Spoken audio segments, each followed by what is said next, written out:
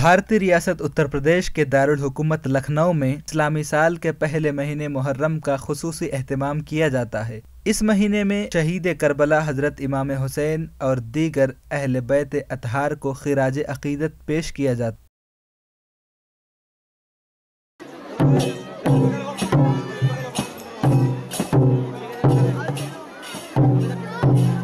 جس کے لیے خصوصی مجالس منعقد کی جاتی ہے۔ محرم میں لکھنؤ کے گلی کوچوں میں تمام گھروں سے پرسوز صدائیں بلند ہوتی ہیں، ہر ایک شخص واقعات کربلا کے ذکر میں مگن رہتا ہے۔